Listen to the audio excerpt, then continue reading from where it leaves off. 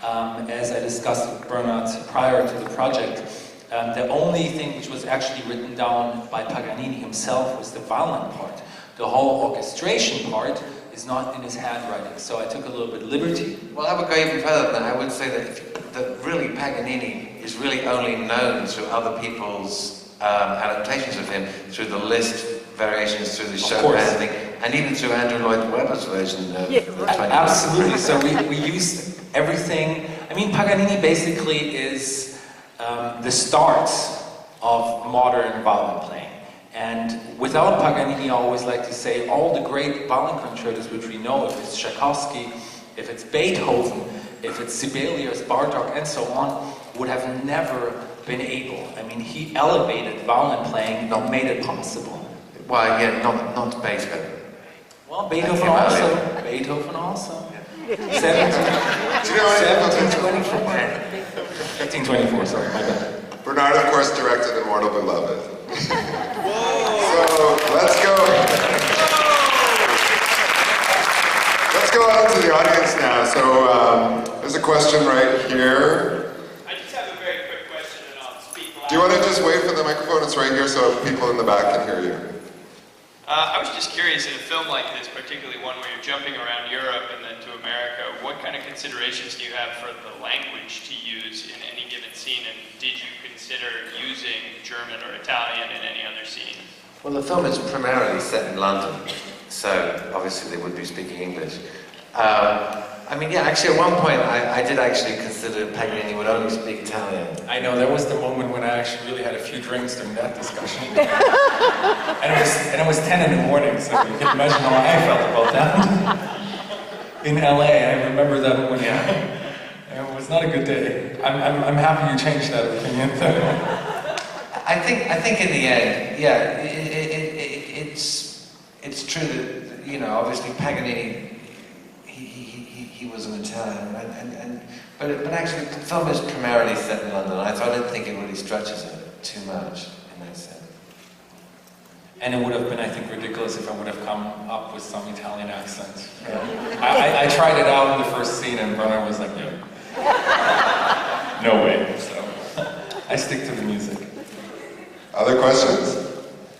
Over here? Yes, Hold on, the microphone's on its way.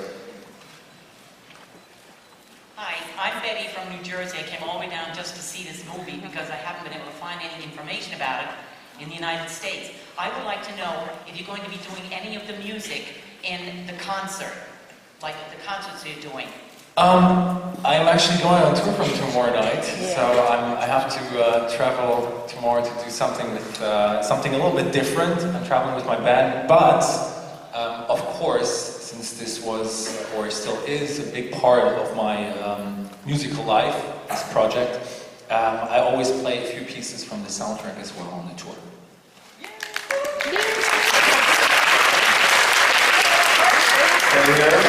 Right here, just about the 6th row here, 4 seats in. Hello, I'm Naomi. Welcome to Miami. Thank you.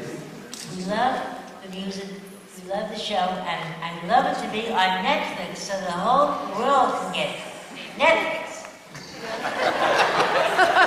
Is there a question in there? Eventually. This is the beginning of a glorious theatrical life. There was something I'd actually like to say. It was very nice for me to watch the film with this audience tonight because finally people got the jokes. And that was a big relief to me. In Germany, people are a little bit more quiet. They're like... So thank you very much. Well, one of the things that I've always believed about period films is that for some reason when people are making films in costume, they seem to think that no one told a joke before like 1950 or something. And I've never really thought that was true. Can you talk about the origins of the production? So it's a German, it's primarily a German production. It's a German-Austrian, well yeah, basically the film is a German-Austrian co-production. We actually shot some bits in Italy as well, a few scenes. But all the scenes that are in London were done at Bavaria Studios in Munich. It was all set, even though it does look like London.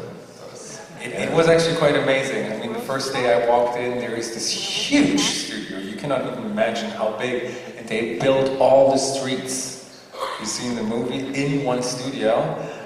You have to see it to believe it. So I was actually like, yeah, this actually could work out once I walked in there. So it's an incredible production team. Yeah, we had a very, very brilliant production designer, man called Christoph Kanter, who actually does all of, what's his name? Austrian director whose name went out of my head. Hanneke's film. Okay, we have a question right here in front. Hold on, microphone's right behind you. Microphone. How long did it take to make the movie?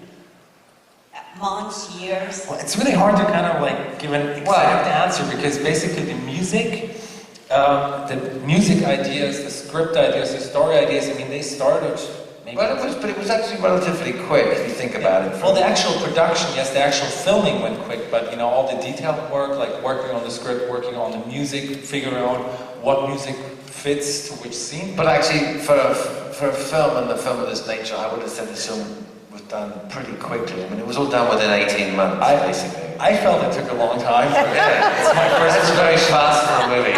Okay, fair enough. I don't know anything. How early did David come on board? How early did you Well, come? David was involved before I was. I mean, basically, I was approached by Gabriella Barker, the producer, who asked me if I wanted to make a film about Paganini and start, you know, as a vehicle for David.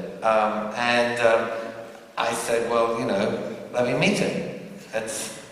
Yeah. So we met. We met, and you know, and I thought, well, you know, this could work because I really don't think you could have, you know, you really couldn't have done the film without somebody who could actually pull off what Paganini did. Because it's a lot of the point of the movie is to try and show what kind of excitement that he created.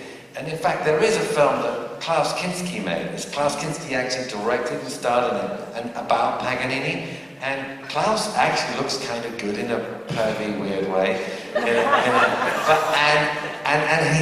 He's dressed in a really interesting way. But when he gets on stage, he can't even hold the violin in the way that we convincing. And I know which movie you're referring to. Yeah. I've actually had a little bit of time looking at it. And something which bothered me is Salvatore Accardo, who's a very accomplished violinist. He actually did the violin parts. He's really, really good. But they used his violin. So you see no gut strings, which is traditional and original. You see like the modern strings. You see the like little tuner. There's no way you would believe that he's playing it. It's absolutely no. So in the scenes when Kinski's playing, basically you just cut to a lot of people in the audience swooning, and you think he's just standing there looking weird, and so you don't understand what it was all about. I mean, so I think that you had to do it that way. There was no other possible way of making a film about Paganini. And I did identify with a few scenes, so. Tell us more. Right here, you had your hand up before, so we could bring the microphone over here. Sure. Logistics. Hi, my name's Alexander. I don't know anything about Paganini, so how true to his real life story is this? Was there a Charlotte? No, absolutely. It's actually, weirdly enough, it's 100% true. Not even slightly fictional. Right down to Watson was his promoter, Charlotte was his daughter. She ended up on tour in New York. This is all completely true, and he, you know. So I mean, obviously, you know, it's a piece of fiction, but from a factual point of view, it's very, very accurate, actually. Including the part about the devil, because in fact, no less a person than the Pope, as it says at the end, refused to have him buried because he said that he consulted with, you know, magicians. Now the Pope apparently, I'm not a Catholic, but apparently he's infallible. So it must be true. Absolutely. There we go. Right here. Who was the mother of his son? And you say a few more things for his father. She was, the opera singer you said at the beginning was the mother of his son. And some more things about you maybe showed a little bit he wanted to have a better relationship with his son that he had with his father. But that was it. I mean, did he, was the son musical? Did he do more with you? No, I mean, again, that's pretty much as it was. I mean, obviously, it's not, I don't go into every single thing that happened between him and his son, but that's all true. That's all what happened.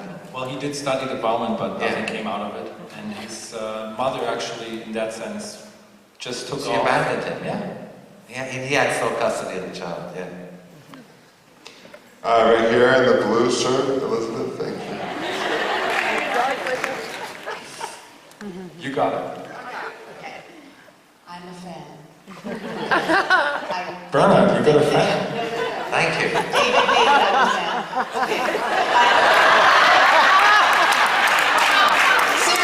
Seriously, congratulations on the film. I know this is about the film, but I'm about the concerts, and I will be in Coral Springs. Yes! Are you going to record these concerts? Because my DVDs have worn out. Okay, you have to record the rest. The German audience is very boring. But you've got to record these new DVDs. I mean, these new concerts, because my current DVDs, I really appreciate your input. I will consider all the information. Okay, we're going to have 2 more questions, so let's take this gentleman right here. By the way, a little applause for the girl who keeps running around with the microphone. Thank you. I just have a quick question. You're known because of your collection of violins and receiving your first Stradivarius when you were like 11 years old, something like that. Are these violins part of the movie? Are these classic violins featured in the movie?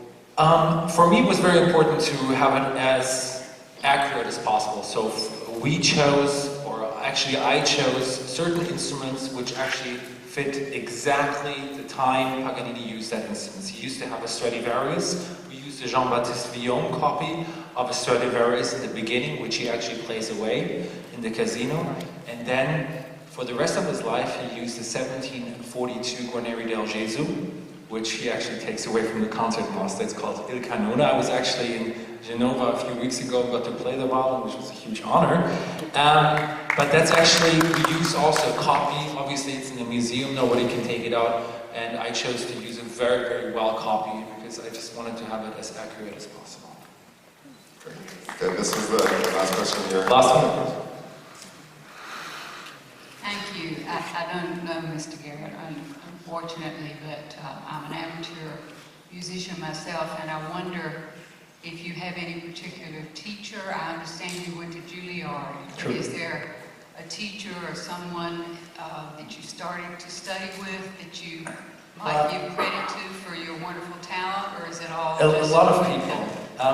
At Juilliard I had Itzhak Perlman, who is one of my big heroes. Obviously, he did also the soundtrack for Schindler's List and worked with a lot of other great musicians. So that was the last person I really interacted a lot with for 4 years at Juilliard. Besides that, I worked when I was a little smaller with Ida Händel, who actually lives here in Miami, Isaac Stern, and Menuhin, which I had a wonderful collaboration with. So really, I was extremely fortunate to have those influences. So all of them are very, very much credited to what's up here and on there. Thank you. Well, thank you so much. We got some North American premiere here in Miami, and we wish you the best with the life of the film, and we know it's going to be a big, big hit. So, Thank you so much.